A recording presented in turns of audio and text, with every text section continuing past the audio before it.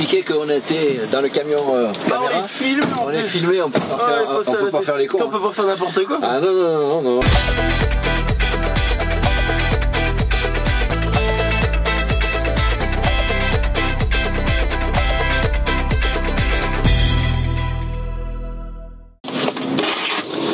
David, bonjour.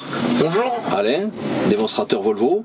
Ravi de vous accueillir à cette journée de présentation du New FH et particulièrement dans le New FH cabine basse, dit cabine basse, mais comme vous pouvez le voir, qui n'a de cabine basse finalement que le nom par rapport à ce qu'on avait été habitué à avoir jusque là. On va la découvrir pendant tout au long d'un petit parcours que je vais vous présenter. On va démarrer sans plus tarder puisque je sens bien que c'est ce qui vous tente le plus. On va juste s'assurer du réglage du siège. Alors vous connaissez les positions, voilà, ce siège là est en réglage manuel, donc la manette devant qui va vous permettre de le régler à votre guise. Okay. Et sur la gauche de l'assise, vous aurez tous les boutons nécessaires pour trouver la bonne position. Alors à la différence des FH connus jusqu'à ce jour, vous avez la colonne de direction qui est réglable par la pédale pression globale. On va jouer sur toute l'inclinaison et premier cran, on va juste jouer sur le volant et vous pourrez avoir des petits crans. Il suffit de le reprendre, vous pouvez le lâcher complètement et reprendre à peine un petit peu. Voilà. Est-ce que c'est voilà, et là vous jouez que sur la position du volant et le conducteur aura aujourd'hui la possibilité d'avoir sa position à lui et non pas à lui de s'adapter à la position de conduite du camion. D'accord ? Très bien, très à l'aise. Voilà, très à l'aise. Donc on va démarrer, on peut y aller.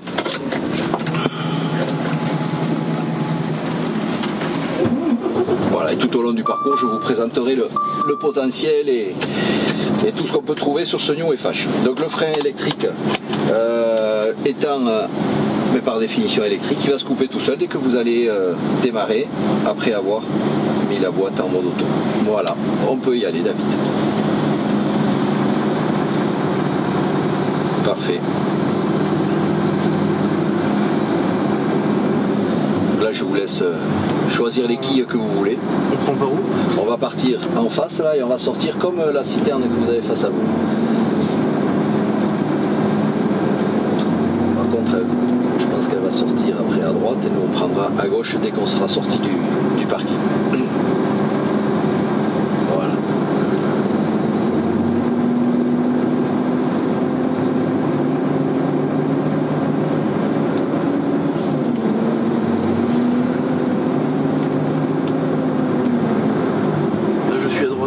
Là, nous, on va sortir à gauche maintenant. On va se séparer avec nos chers collègues pour l'instant.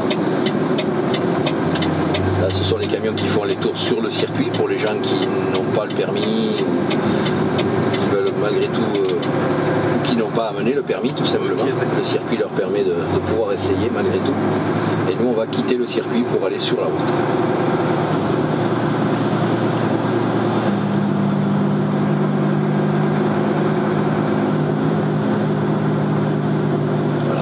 Gauche.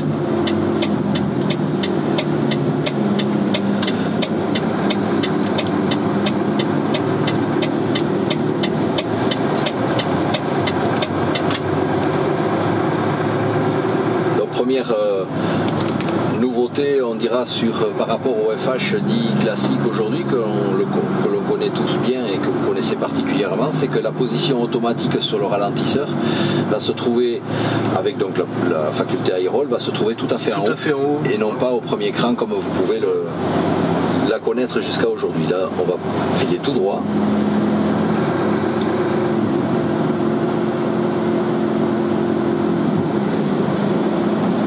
Il suffit de lâcher l'accélérateur, la position high roll se prend automatiquement. Donc quand on va prendre le ralentisseur, on va venir chercher les 3 crans possibles. Et le break que vous aviez jusque là, tout à fait au dernier cran, va pouvoir se prendre sur chacune des positions 1, 2, 3 par une pulsation sur le bout du commodo, absolument.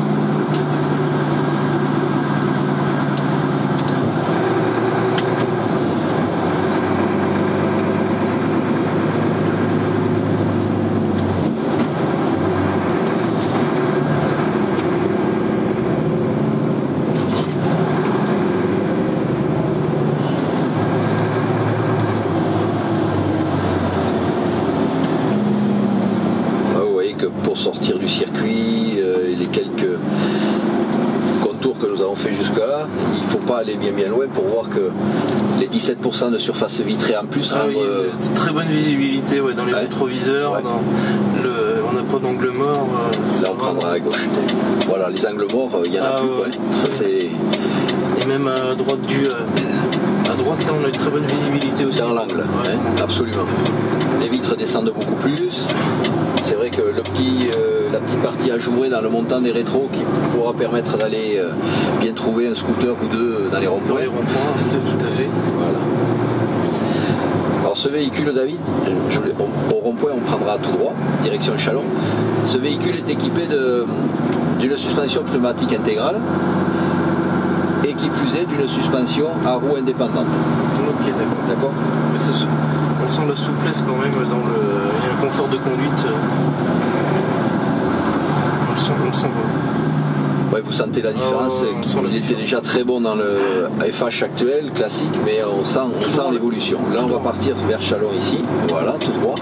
Et là, vous allez avoir à peu près 2 km qu'on reprendra sur le trajet retour aussi, qui vont vous permettre d'apprécier et le confort par rapport au silence dans la cabine, et puis particulièrement, justement, la route étant pas très jolie à ce niveau-là, vous allez pouvoir apprécier, je vais vous laisser apprécier les ressentis au niveau de la direction, justement, grâce à ces roues indépendantes.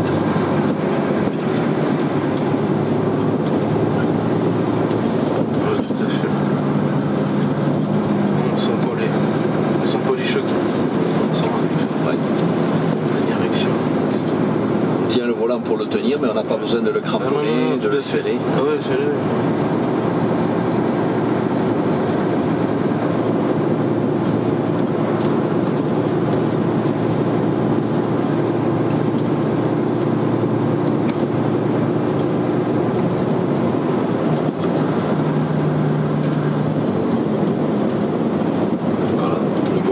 De ramener la commande au point le plus haut, et il s'est mis en high roll automatiquement. Et après, voilà, absolument, sur le break.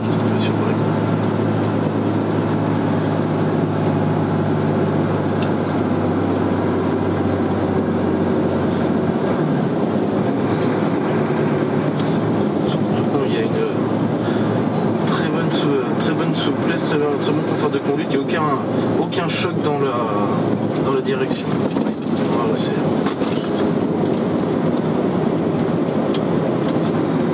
avec une suspension normale, on a tendance avec le volant en permanence à le ramener un peu. Tout à fait, jouer, et là, il garde son cap. On n'a aucune secousse dans le volant.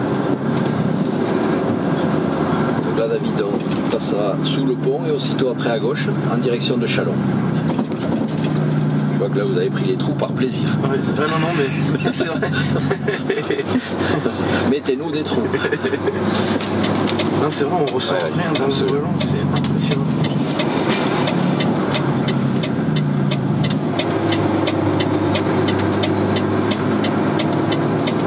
Voilà.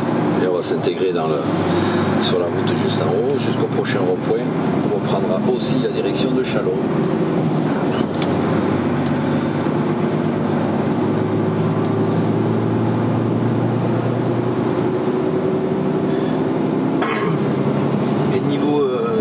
Sonorisation dans la cabine, on entend strictement rien du tout. Oui. Vous voyez, c'est très agréable que vous le ressentiez. C'est vrai que ça je ne vais pas dire que ça saute aux yeux, ça sauterait plutôt aux oreilles, mais c'est vrai qu'on arrive à parler tout à fait normalement sans être obligé de lever la voix. Tout à fait. Alors vous avez de chaque côté du siège des accoudoirs, sachant qu'on est en boîte robotisée, donc pour le confort c'est peut-être pas mal non plus. Voilà. Alors ce véhicule est équipé, tel qu'il est présenté, il est en toute option. Vous avez le franchissement de ligne, donc je vous en informe parce qu'il suffit de mordre soit sur la droite ou à la gauche, on va entendre une petite sonorité. Voilà.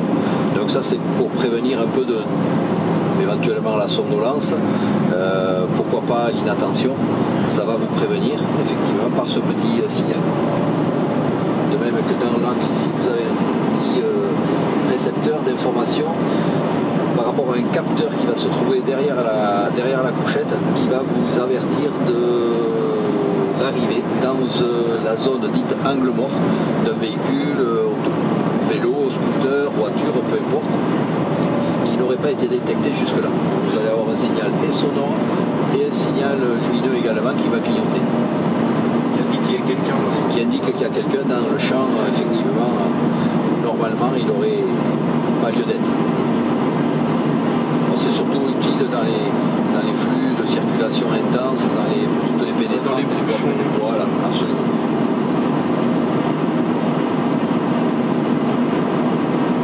Donc là, les montants ont été relevés. Vous voyez, par rapport au FH classique, on a plus ce plan incliné. Ça aura permis de gagner de la place, du volume petit. Et le pare-brise par rapport à la surface vitrée augmentée a été collé, ce fait-là. Ce qui m'amène à vous dire que le toit, qui peut être panoramique ou ouvrant, fait aussi office d'issue de secours, sortie de secours, en cas d'accident, etc.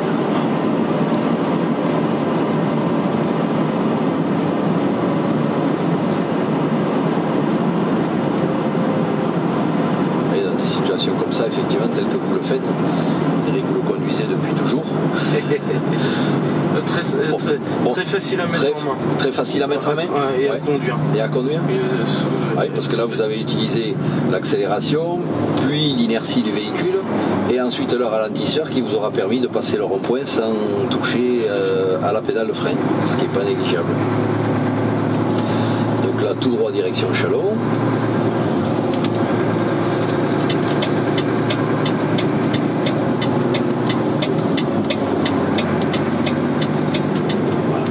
Pouvoir se permettre, David, d'utiliser tout un peu l'évolution de la technologie. Celle qu'on connaît déjà bien, ça va être quand même le régulateur. Ouais. Donc je vais vous proposer de l'activer en appuyant sur la touche ACC. Voilà. Donc vous voyez à votre compteur, le 79 à l'heure s'est mis entre parenthèses. Tout à fait. Parce que c'est une sécurité. Le conducteur précédent avait choisi cette vitesse-là. Donc vous allez valider cette vitesse-là par la petite flèche juste centrale, un peu en dessous, David. Voilà. Et là, vous allez voir que le 79 n'est plus entre parenthèses. Donc il est validé. On peut lâcher le pied. On va rouler à 79. D'accord. Deux accessoires supplémentaires. Le premier, vous pouvez par la touche écho que vous avez à droite venir. Donc là, on l'activera. On va pouvoir régler le plus ou moins par rapport à la vitesse. Une tolérance, on va donner au régulateur une tolérance qui va être, j'autorise à moins 1, 2 ou 3 km/h de moins, et j'autorise aussi 2, 3, 4, 5, 6 km/h de plus. Par contre, ce qui est intéressant, vous avez là le petit insigne là qui est le régulateur de sécurité en termes de distance de sécurité, justement, mais le véhicule qui vous précède ou qui aurait tendance à se rabattre trop tôt. Voilà. Donc, tant qu'un véhicule n'est pas dans le champ, il est éteint. Dès qu'un véhicule se met dans le champ, il va s'allumer. On le voit, la petite voiture. D'accord. Voilà. Et par le petit bouton que vous avez en haut à droite, voilà, vous allez pouvoir régler cette distance. Avec la molette centrale, on va pouvoir augmenter ou diminuer le nombre de barrettes. Vous voyez, chaque barrette correspond à 25 mètres. Alors même si on sait que la distance légale, ça va être 50, il n'empêche qu'en circulation urbaine ou autre, vous allez pouvoir avoir la possibilité de le réduire à 25 mètres. D'accord. Très simplement avec la molette. Avec la molette, toutes les actions se font directement depuis la molette. Okay, d'accord. La partie droite, qui ressemble étrangement à la partie gauche, il n'y a pas de raison que ce soit différent, va être consacrée à toute la partie ordinateur de bord, programmation, téléphonie, Dynafleet. Toute la partie de l'écran à droite. Toute la partie de l'écran à droite. Voilà. Et on peut travailler sur un écran ou sur l'autre par la petite commande centrale en haut qui va vous sélectionner un écran ou l'autre, effectivement. D'accord. Donc là, on est en train de monter, David. Alors c'est vrai que ce véhicule a pris ce parcours plusieurs fois. Donc mais c'est l'occasion de parler de l'IC. Donc qui va être vendu, oui, qui va faire partie du package d'origine. Ce ne sera pas une option pour Volvo en France, ce ne sera pas le cas peut-être de tous les pays, mais Volvo France a décidé de l'inclure dans le produit d'origine. Donc là ici va vous permettre va travailler en collaboration avec le régulateur. Il faut absolument être au régulateur pour bénéficier de là ici. Et là ici va premièrement enregistrer le parcours, mémoriser le parcours par des points GPS et va être en restitution dès lors que vous repasserez sur ce même parcours demain, après-demain, dans les jours à venir, peu importe. D'accord ? Là ici va mémoriser le parcours sur toutes les parties vallonnées, voire dites montagne. Ok, d'accord. D'accord ? Un New FH sera passé avant vous, vous pourrez bénéficier, si vous êtes équipé du Dynafleet et lui également, vous pourrez bénéficier des informations que son IC aura déjà enregistrées. Vous êtes le premier à passer, vous allez en même temps que vous allez enregistrer pour votre camion, vous allez transmettre l'information, pouvoir transmettre l'information à tous les autres New FH, connus ou pas connus, du moment qu'ils sont matriculés en Europe. D'accord ? Donc là ici on prendra la prochaine sortie à droite. Là ici va permettre au véhicule de se positionner en termes de vitesse, de régime moteur, de rapport de boîte, etc. sur le meilleur compromis et va ainsi permettre d'obtenir une consommation de carburant beaucoup plus en adéquation avec ce que l'on en attend aujourd'hui. Ok, d'accord.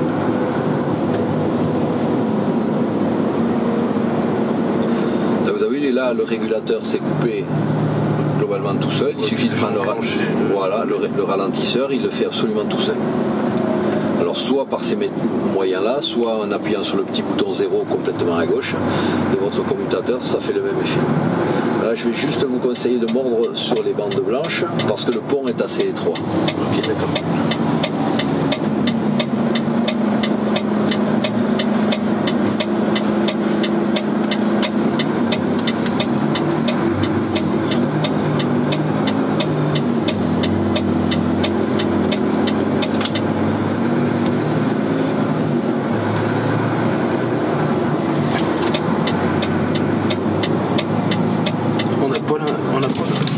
D'être avec un véhicule totalement chargé. Mais d'autant plus que c'est aussi une bonne remarque qui me fait penser que j'aurais dû vous préciser qu'on est à 42 tonnes. Donc ce qui est pas loin évidemment à 2 tonnes près de la charge maximale autorisée. Et c'est vrai qu'on ne ressent pas cette sensation de poids. Tant la souplesse de conduite et le confort de conduite est intéressant.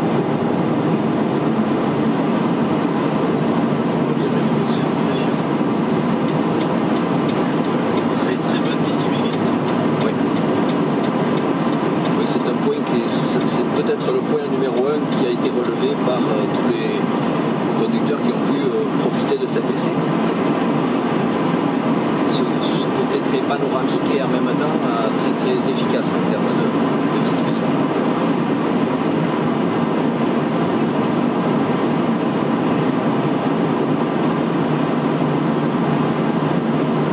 Alors, je vous disais en montant tout à l'heure que le toit faisait office d'issue de secours.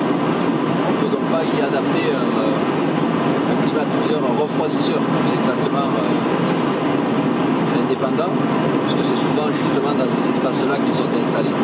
Et Volvo a prévu l'iPark Cool qui va permettre justement de répondre à cette demande en termes de refroidisseur, alimenté par la batterie, qui gardera un système qui gardera bien évidemment une charge nécessaire de batterie pour pouvoir démarrer le matin, mais qui a l'avantage d'être complètement intégré dans la cabine et dans la conception de la cabine. Donc aucun équipement additionnel, rien à prévoir si ce n'est de cocher l'option. Ok, d'accord.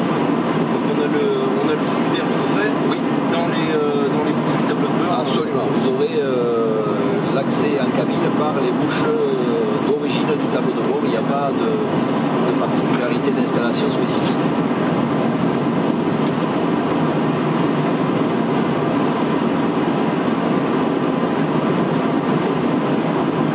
Ce véhicule-là est équipé aussi de lentilles du freinage d'urgence, on va dire, l'anti-encastrement par le petit boîtier qui est juste face à vous sur le tableau de bord, là. Voilà, qui va permettre, comme je viens de vous le dire, un arrêt d'urgence dans des situations de freinage vraiment très fort. On va avoir bien évidemment tout ce TCS, bien pratique dans certaines situations pour pouvoir circuler ou manœuvrer sans être obligé de passer par le blocage différentiel. Les particularités du NeoFH, tout le positionnement des interrupteurs est modulable en fonction des besoins de l'utilisateur.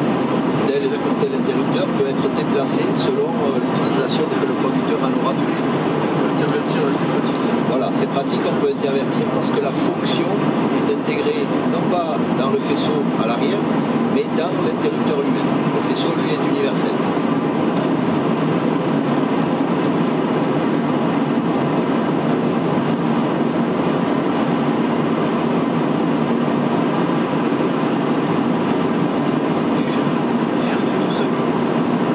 Absolument tout seul, oui.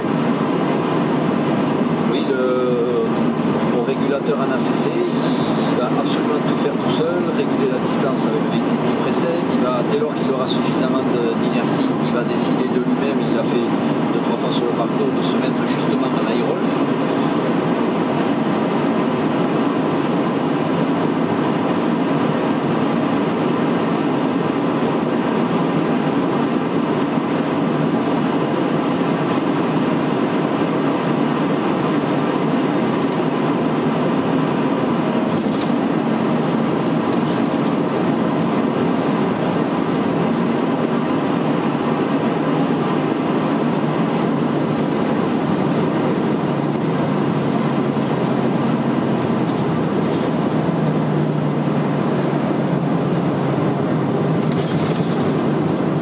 Comme je vous disais en préambule, on est juste avant le départ, on est en VEB+, on n'est pas avec la configuration, on n'est pas en retardeur, mais on voit que quand on associe l'inertie, l'anticipation, l'aérole, mais encore une fois je vais le redire volontairement, l'anticipation, le VEB+, est tout à fait conforme à une utilisation dite de conduite économique en plus. Et voilà un exemple de plus où on n'a pas eu du tout, vous n'avez pas eu du tout à toucher à la pédale de frein, malgré un trafic qui commence à se densifier un peu sur ce rond-point. Tout à fait. Donc, très bonne visibilité aussi au niveau du tableau de bord, au niveau des fonctions. Oui, oui, tout tombe. Quand le volant est bien réglé, tout le monde. Oui. Très bien. Alors on peut voir qu'on va avoir si on rappuie une deuxième fois pour sortir, voilà, autant on va avoir la vitesse sur le cadran central, autant on va l'avoir également en digital sur le cadran d'ordinateur de bord, ce qui peut donner une plus grande précision au kilomètre près bien sûr par rapport au passage devant les radars, ce qui n'est pas négligeable. Et je ne voudrais pas oublier de parler de ce petit rétro, petit, pourquoi je dis petit, mais simplement qui a été complètement repensé, redessiné, rendu, il faut l'avouer, plus esthétique que les rétros qu'on avait l'habitude de voir sur le FH classique, et qui aura la possibilité aussi, de par une petite poignée qui est au verso, de s'articuler un peu dans tous les sens et pouvoir être rabattu lors des opérations, par exemple de lavage de rouleau, où on savait que ces rétros-là souffraient énormément dans ces situations-là. On peut le rabattre vers le pare-brise pour pas que... Absolument, pour pas qu'il soit pris dans les rouleaux et dans les brosses. Voilà, et de la même manière pour des gens qui vont être, surtout avec cette cabine, dite cabine basse, qui vont aller sur des chantiers ou en forêt, passer très proche des branches ou autres, on peut le sécuriser en le rabattant effectivement.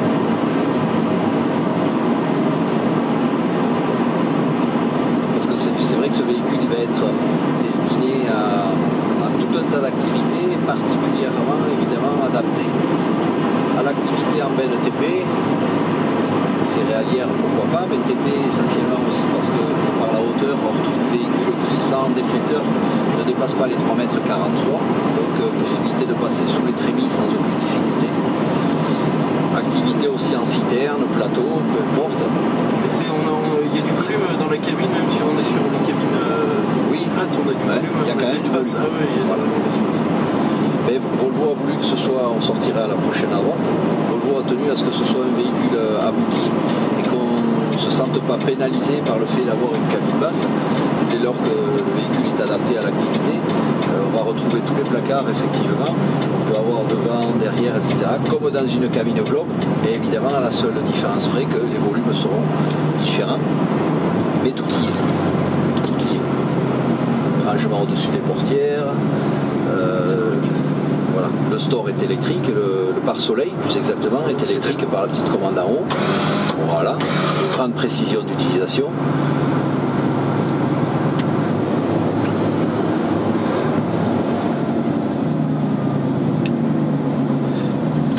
Quasiment de retour, on va pouvoir profiter de notre route favorite pour se refaire plaisir avec la suspension.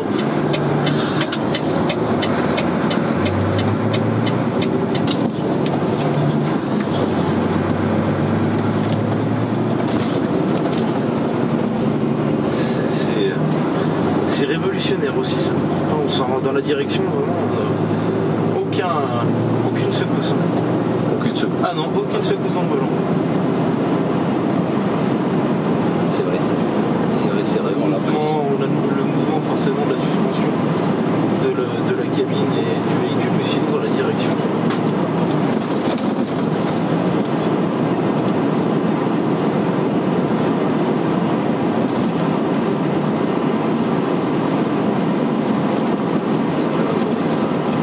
Dernier point sur lequel je voulais vous faire un petit commentaire que je garde un peu pour la fin aussi, c'est justement donc la télécommande que vous avez sur votre main gauche fixée sur le montant.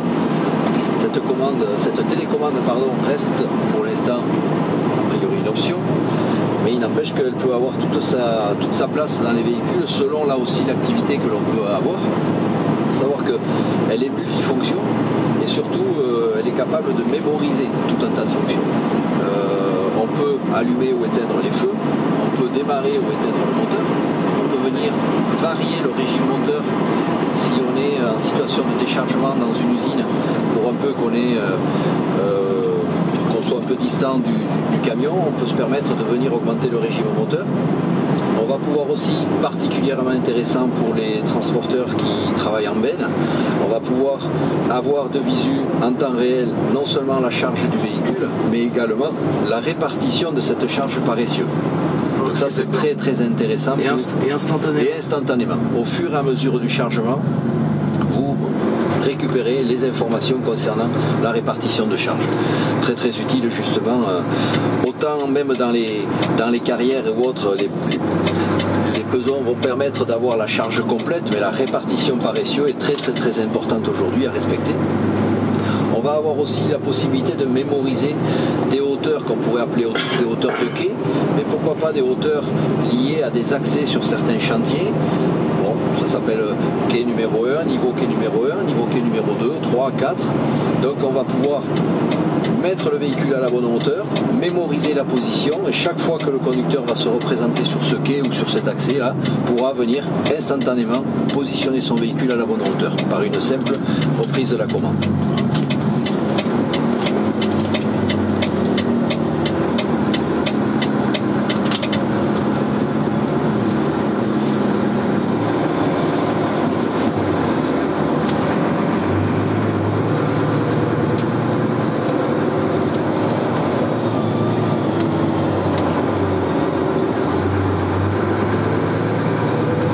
Ce qui est intéressant pour nous, les démonstrateurs, c'est de voir que sur tous les ronds-points que l'on a pu prendre, pas un conducteur ne fait le geste actuellement pour autant auquel il était très habitué de s'avancer sur son siège pour aller voir effectivement dans l'angle mort des rétroviseurs si un véhicule ne s'était pas éventuellement entre guillemets caché derrière. D'accord ?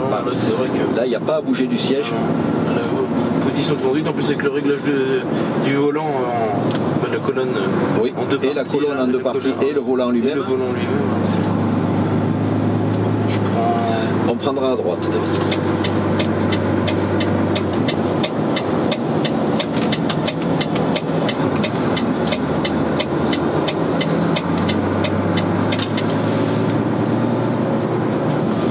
On n'a pas de véhicule derrière. David, on va se permettre une petite fantaisie.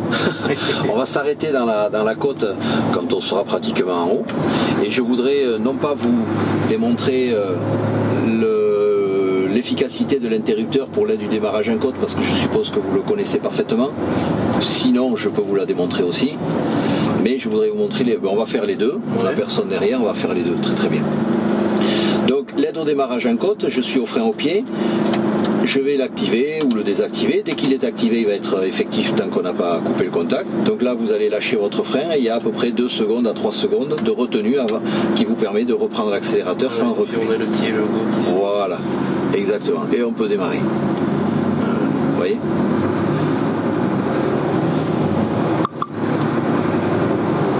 Démarrage tout en souplesse sans être obligé d'aller chercher très très haut dans les tours. J'accélère quasiment pas. Voilà, quasiment pas. En fonction de la charge sur l'accélérateur, là on va aller tout à fait en haut, là, la boîte et puis tout le système aura compris qu'on peut démarrer vraiment en douceur. Et donc on a sur ces véhicules la deuxième possibilité, c'est de le faire aussi à la palette du ralentisseur, puisque c'est sur cette palette là qu'on va pouvoir freiner la remorque seule. Ça permettra aussi de faciliter le travail des conducteurs lors des contrôles d'attelage. Okay, l'essai traction, qui est malheureusement un peu souvent oublié. Avec le premier cran à la palette vers vous. Okay. Deuxième cran, vous freinez tout l'ensemble.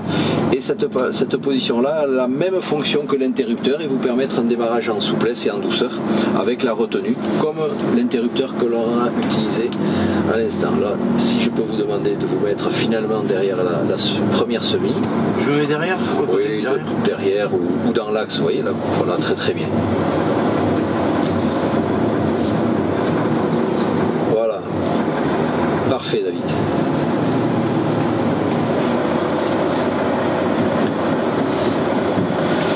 Donc là, vous connaissez ça par cœur neutre. Soit vous activez le frein de parc tel que vous l'avez fait pour le rallumer, soit si on ne le fait pas, comme ça, ouais.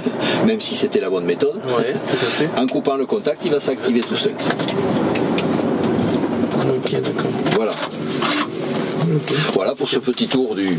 parfait. Hein, peut-être du propriétaire. Très bon camion. Une très belle technologie et un grand changement. Un grand changement. En bien. Très bien même. Donc on ne change rien pour le moment alors. Bien. Donc David, je vous remercie à nouveau. Je vais vous laisser rejoindre Laurent qui va vous poser 2-3 petites questions qui vont lui permettre de recueillir votre impression à chaud.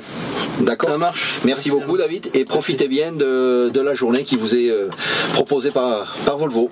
Merci. Merci David.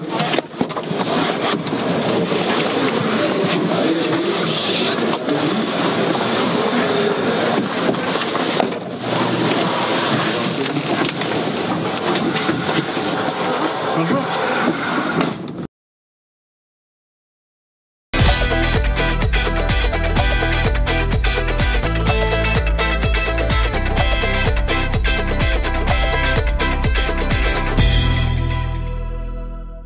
Quelles sont vos impressions après votre essai du nouveau Volvo FH ?